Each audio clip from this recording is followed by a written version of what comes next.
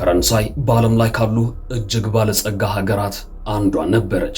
ሀብታሞች ብቻ የሀገሪቱን ሀብት ከሚቀራመቱባቸው ሌሎች ሀገራት በተለየ መልኩም በፈረንሳይ መካከለኛው የህብረተሰብ ክፍል ሌላ ሀገር ሊገምተው የማይችለውን የቅንጦት ወይም የንጉሳዊ ህይወት ይኖር ነበርም። ፓሪስ የህይወት የደስታ የቅንጦትና የመኖር እርካታ ከተማም። አንድ ሰው የሚመኘው ማንኛውም ደስታ በፓሪስ ይገኛል። ፈረንሳይ ለረጅም ጊዜ የባህል የጥበብና የእውቀት ምልክት ሆናም ቆይታለች። ህይወታቸው በጣም የተመቸ ከመሆኑ የተነሳም መንግስት ራሱ ለ4 ሳምንታት የሚከፈልበት የረፍት ጊዜም ደንግጎ ነበር። ድሃ ሆናችሁ ብትወለዱ እንኳን የመንግስት ምርጥ የትምህርት ስርዓትና ግዙፍ የኢንዱስትሪ ፕሮጀክቶች የተሻለ ህይወትና ከፍተኛ ገቢ እንድታገኙ ዋስትና ይሰጡም ነበር። በተመሳሳይ ጊዜ የፈረንሳይ ኢንዱስትሪዎች ከዓለም እጅግ ቀድመው ስለነበር ኤርባስን በጋራ ለመገንባት በቅተዋል።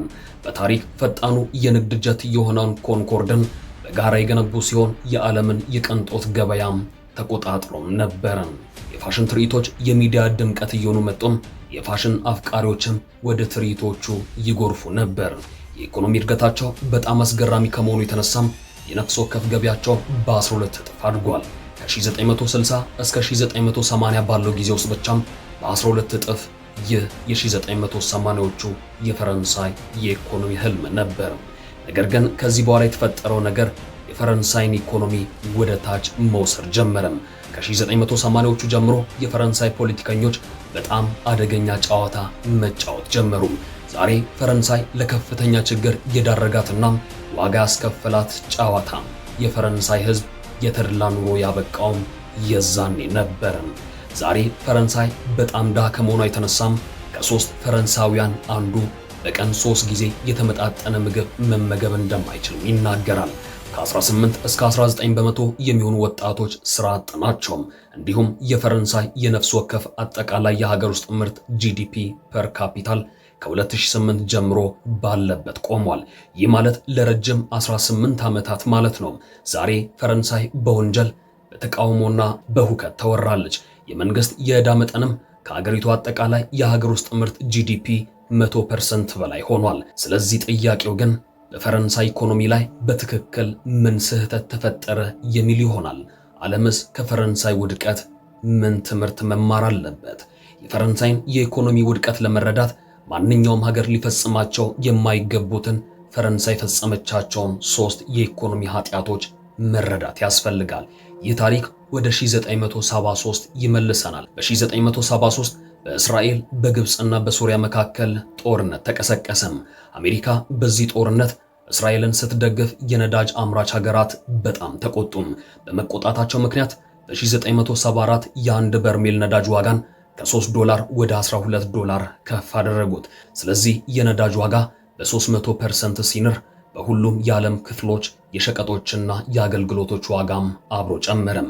በዚህ ምክንያት የጀርመንና የፈረንሳይ ዜጎች በከፍተኛው የዋጋ ጭማሪ ክፉኛ ደንግጠው ነበር። ሁኔታው በጣም አስከፊ ከመሆኑ የተነሳም የፈረንሳይ መንግስት ከምሽቱ 5 ሰዓት በኋላም የቴሌቪዥን ስርጭትን እስከ ማገድ ደርሶ ነበር። ጀርመንም ነዳጅ ለመቆጠብ ሲባል በእሁድ ቀናት መኪና መንዳት መከልከል ነበረባት። ይህ በሁለቱም ሀገራት ላይ የደረሰ ክስተት ነበር። ነገር ግን ጀርመንና ፈረንሳይ ኢኮኖሚያቸውን ለማስተካከል ፍጹም የተለያየ ስልትን ለመከተል የወሰኑት እዚህ ጋር ነበር። ይህንን በምሳሌ እንረዳው። በ1975 በነዳጅ ዋጋ ምክንያት ፋብሪካን ለማንቀሳቀስ የሚያስፈልገው የኤሌክትሪክ ወጪ በድንገት እጥፍ አደገ። አንድ የቡና ማፍያ ማሽን ለማምረት የቀድሞ ወጪ $50 የነበረ ሲሆን አሁን በኃይል ዋጋ መጨመር ምክንያት ወደ $60 አድጓል። ስለዚህ ፋብሪካው አሁን አደጋ ላይ ነው። የቡና ማፍያውን ዋጋ ከሰቀሉ ማንም አይገዛውም፣ ካልሰቀሉ ደግሞ ትርፉ ስለሚጠፋ ኩባንያው ይከስራል። በዚህም ምክንያት ሁሉም ሰራተኞች ስራቸውን ያጣሉ። ነገር ግን ጀርመናውያን ያደረጉት ይህንን ነው። በ1975 ጀርመን እንዲህ አለች፣ ጓደኞች ስሙ፣ የዋጋ ግሽበቱ ከፍተኛ መሆኑን እንረዳለን። ነገር ግን ባለፈው ዓመት የዋጋ ግሽበት 7 በመቶ ቢሆንም እኛ በዚህ ዓመት የ6 በመቶ የደሞዝ ጭማሪን ብቻ እናደርጋለን። በዚህ መንገድ ፋብሪካው መትረፍ ይችላል። እኛም በሚቀጥለው ወይም ከዚያ በኋላ ባለው ዓመት የደሞዝ ጭማሪ ማድረግ እንችላለን። በተመሳሳይ ጊዜ የጀርመን መንግስት እነዚህ የንግድ ተቋማት በማሽኖቻቸው ላይ ኢንቨስት አድርገው ይበልጥ ውጤታማ እንዲሆኑም በንግድ ድርጅቶች ላይ ታክስ አንጨምርም አለ። በዚህ ምክንያት የጀርመን ፋብሪካዎች ዘመናዊ ሆኑም፣ የቡና ማፊያዎቻቸውንም በ65 $ገደማ መሸጥ ቻሉ። በመጨረሻም ደንበኞች ሊገዙት ቻሉ። ፋብሪካውም ገበያ መነጨ። ኢኮኖሚውም ሲያገግም ሽያጩንም ሆነ የሰራተኞችን ደሞዝ ማሳደግ ቻሉ። ነገር ግን ልክ በዚያው በተመሳሳይ ሁኔታ ውስጥ ፈረንሳይ ምላሽ የሰጠችው በዚህ መልኩ ነበር። ፈረንሳይ የደሞዝ ተንሸራታች ስኬል ወይም ስላይዲንግ ስኬል ኦፍ ዌጅስ የሚባል ህግ ነበራት። ይህ ህግ ሰራተኞች በጣም አስፈላጊ በመሆናቸውም ደሞዛቸው በቀጥታ ከዋጋ ግሽበት ጋር እንዲያያዝ ያዛል። ለምሳሌ የዳቦ፣ የነዳጅ ወይም የቤት ኪራይ ዋጋ በ2 በመቶ በጨመረ ቁጥር እሱን ለማመጣጠን በሚል ደሞዝም በ2 በመቶ ከፍ ይላል። ስለዚህ በነዳጅ ቀውሱ ምክንያት የነዳጅ ዋጋ በ10 በመቶ ሲጨምርና የዋጋ ግሽበቱ በ10 በመቶ ሲጨምር የፈረንሳይ ፋብሪካዎች የዋጋ ግሽበቱን ለመቋቋም እንዲረዳም ለሰራተኞቻቸው የ10 በመቶ የደሞዝ ጭማሪ አደረጉም። ነገር ግን የሰራተኛ ደሞዝን በጨመሩበት ቅጽበት በፈረንሳይ አንድ የቡና ማፍያ ማሽን ለማምረት የሚወጣው ወጪ ወደ $75 ከፍ አለ። ሁለተኛው ነጥብ፣ የጀርመን መንግስት ገንዘብን እጅግ በጣም በጥንቃቄ ሲያትም፣ ፈረንሳይ ግን በግዴለሽነት ታትም ነበር። ጀርመን በህትመት አማካኝነት የገንዘብ አቅርቦቷ በ8 በመቶ ሲያድግ፣ የፈረንሳይ የገንዘብ አቅርቦት ግን በ1975 በ20 በመቶ አድጓል። ምክንያቱም ብዙ ገንዘብ ካተምን ዜጎች ብዙ ገንዘብ ይኖራቸዋል፣ ይህ ደግሞ ወደ ብዙ ግዢ ይመራል ብለውም ስላሰቡ ነው። በዚህ ምክንያት የፈረንሳይ ኩባንያዎች የተሻለ ገቢ ሊያገኙ ይችላሉ ብለውም አመኑ።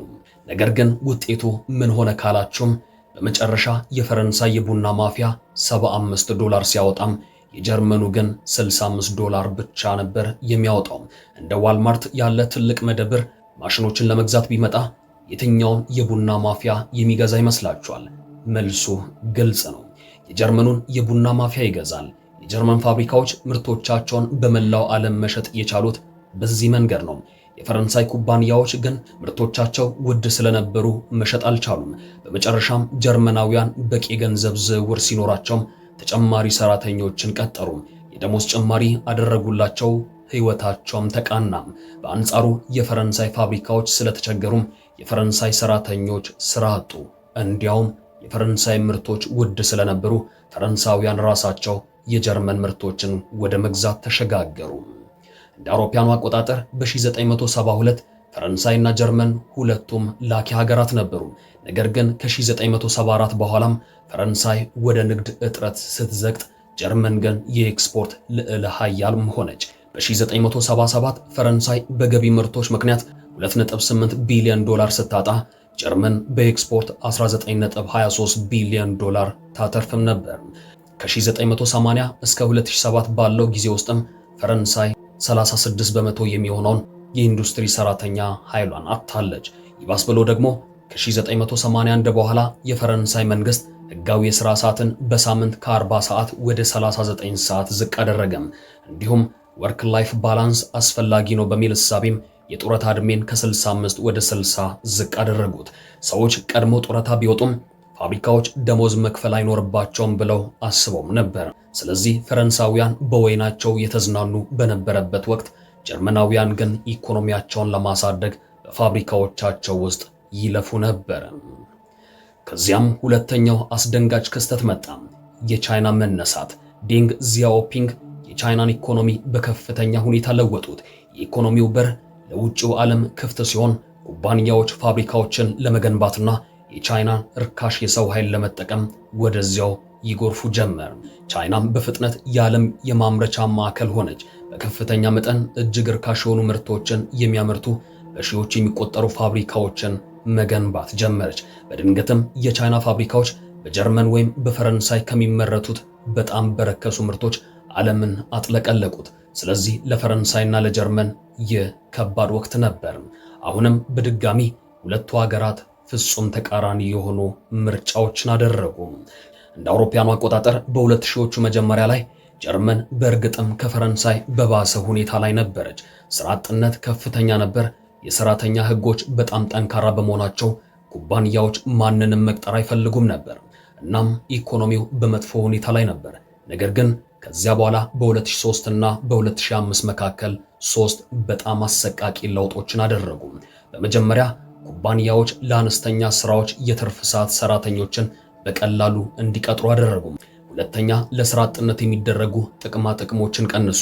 ስለዚህ ጤነኛ ከሆኑና ስራ ከቀረበሎት ወይም ስራውን መቀበል አለቦት፣ ካልሆነም ደግሞ የሚሰጡትን የገንዘብ ድጋፍ ያጣል። ይህ ሰራተኞቹ ክፍያው ዝቅተኛ ቢሆንም እንኳን ስራ እንዲይዙ አስገደዳቸው። በዚህ ጊዜ መንግስት ከፍተኛ ገንዘብ አተረፈም።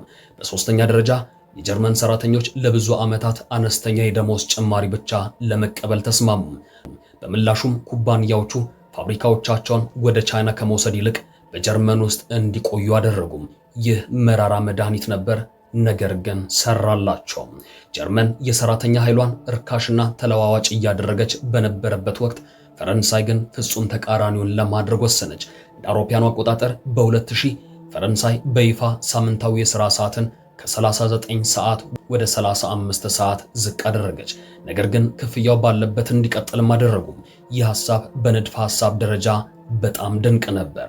ሰዎች ያነሰ ሰዓት ከሰሩም ኩባንያዎች ስራውን ለማጠናቀቅ ብዙ ሰራተኞችን ለመቅጠር ይገደዳሉ። ስለዚህ ለሁሉም ሰው የሥራ ዕድል ይፈጠራል ማለት ነው ብለው ማሰቡ። ነገር ግን በትክክል የሆነው እሱ አልነበረም። የፈረንሳይ የሰው ኃይል ውድና ምርታማነቱ ዝቅተኛ በመሆኑ የፈረንሳይ ፋብሪካዎች ከቻይና ምርቶች ጋር መወዳደር አልቻሉም። አይደለም ከቻይና ከጀርመን ፋብሪካዎች ጋር እንኳን መወዳደር የማይችሉበት ደረጃ ላይ ደረሱ። በመጨረሻም ፈረንሳይ ሰራተኞችን ማሰናበት የማይታሰብ እንዲሆን አደረገች።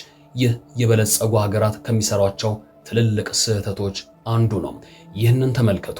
በጀርመን እንደ አንድ የድርጅት ባለቤት አንድን ሰራተኛ ካሰናበታችሁም ለሰራበት ለእያንዳንዱ ዓመት የግማሽ ወር ደሞዝ መክፈል ይኖርባችኋል። ስለዚህ በፋብሪካዎቻችሁ ውስጥ ለ10 ዓመታት የሰራን ሰው ማሰናበት ብትፈልጉም የ6 ወር ደሞዝ ትከፍላላችሁ። አለቀ። የፍርድ ቤትም ሆነ የሕግ ጣጣ የለም። በፈረንሳይ ግን አንድን ሰው ካሰናበታችሁ ሁለት ነገሮችን መክፈል አለባችሁ። በመጀመሪያ ለሰሩበት ለእያንዳንዱ ዓመት የወር ደሞዝ 25 በመቶ የሆነውን መደበኛ የስንብት ክፍያ መክፈል አለባችሁ። ይህ ችግር አልነበረውም። ነገር ግን ሰራተኛው በፍርድ ቤት ከከሰሳችሁና ዳኛው ስንብቱ ኢፍትሃዊ ነው ብሎ ካሰበም ኩባንያው እስከ 4 ዓመት የሚደርስ ደሞዝ እንዲከፍል ሊታዘዝ ይችላል። ስለዚህ አንድ ትንሽ የዳቦ መጋገሪያ ቤት መጥፎ ሰራተኛን በማሰናበቱ ምክንያት ከ3 ዓመት በኋላ የ100,000 ዩሮ ቅጣት ሊጣልበት ይችላል። ይህ ሁኔታ ማንኛውንም የንግድ ባለቤት ስጋት ላይ እንደሚጥለው ግልጽ ነው። ስለዚህ በእነዚህ አስከፊ የሰራተኛ ሕጎች ምክንያት ፈረንሳይ ፋብሪካዎቿን በአስፈሪ ፍጥነት ማጣት ጀመረች። ከ2000 እስከ 2016 ባለው ጊዜ ውስጥ የጀርመን የኢንዱስትሪ ምርት በ25 በመቶ አድጓል። ነገር ግን በዚሁ በተመሳሳይ ወቅት የፈረንሳይ የኢንዱስትሪ ምርት በ3 በመቶ ቀንሷል። ጀርመን በየዓመቱ ብዙ መኪኖችን፣ ብዙ ማሽኖችንና ብዙ ኬሚካሎችን እያመረተች በነበረበት ወቅት ፈረንሳይ ግን በተግባር ኢንዱስትሪዎቿን እያባረረች ነበር። 2020 የማምረት ዘርፍ ከፈረንሳይ ጠቅላላ የሀገር ውስጥ ምርት የነበረው ድርሻ ከ9 እስከ 10 በመቶ ብቻ ሲሆን በጀርመን ግን ከ18 እስከ 19 በመቶ ነበር። እንደ አውሮፓውያኑ አቆጣጠር በ2008 በፈረንሳይ ውስጥ አንድን ምርት ማምረት የሚፈጀው ገንዘብ በጀርመን ውስጥ ያንኑ ተመሳሳይ ምርት ከማምረት በ18 በመቶ የበለጠ ውድ ሆኖ ተገኘ። በዚህ ምክንያት ፈረንሳይ በየዓመቱ ከ50,000 እስከ 60,000 የሚደርሱ የድርጅቶች መክሰርን ስታስመዘግብ፣ በጀርመን ግን ይህ ቁጥር ከ20,000 እስከ 30,000 መክሰር ብቻ ነበር። ሁኔታውን ይበልጥ ያባባሰው ደግሞ የ2008ቱ የዓለም የኢኮኖሚ ቀውስ ነበር። አሁን ደግሞ ታላቅ የኢኮኖሚ ውድቀትን ለመግታት የአውሮፓ ማዕከላዊ ባንክ ፍጹም አስገራሚ የሆነ እርምጃ ወሰደ። የወለድ መጠኑን ወደ 1.5 በመቶ ብቻ ዝቅ አደረጉ። ጀርመን ዜጎቿ ህመሙን ቀድሞ እንዲሰማቸው አኗኗራቸውን እንዲያስተካክሉና ይበልጥ ውጤታማ እንዲሆኑ ስታደርግ፣ የፈረንሳይ መንግስት ግን ህመሙ እንደሌለ ለማስመሰል የመንግስትን ክሬዲት ካርድ ወይም ብድር ተጠቀመ። ስለዚህ ጀርመን ህመሙ ተሰምቶት በተፈጥሯዊ መንገድ እንደሚያገግም አትሌት ስትሆን፣ ፈረንሳይ ግን ከመለማመድ ይልቅ የህመም ማስታገሻ እንደሚወስድ አትሌት ናት። ውሎ አድሮ ግን የህመም ማስታገሻው መስራት ያቆማል፣ ሰውነትም ይዝላል።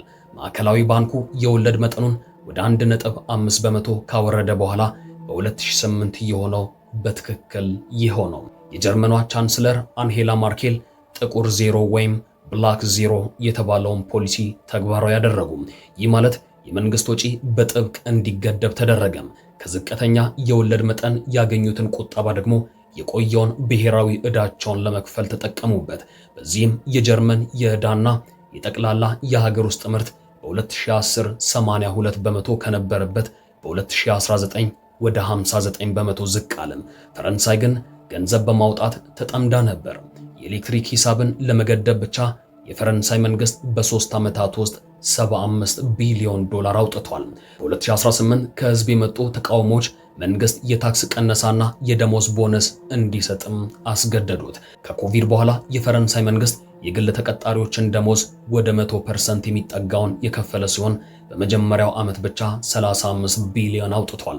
በአጠቃላይ የፈረንሳይ መንግስት ከ2018 እስከ 2024 ለኮቪድ እርዳታና ለተለያዩ ድጎማዎች ከ150 እስከ 200 ቢሊዮን ዩሮ አውጥቷል። ከዚያም ሁሉ የከፋው የጡረታ ቀውስ መጣም።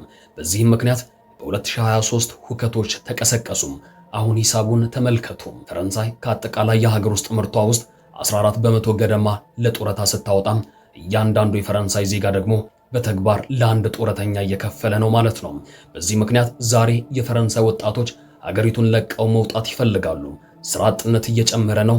የፈረንሳይ ኢንዱስትሪዎች እንደ ጀርመኖቹ በፍጥነት ማደግ አልቻሉም። በአጠቃላይም ኢኮኖሚው የመቆም አደጋ ተጋርጦበታል። ፈረንሳይ ለችግር የተዳረገችውም በዚሁ መልክ ነው። የታሪክ 3 በጣም አስፈላጊ ትምህርቶችን ያስተምራል።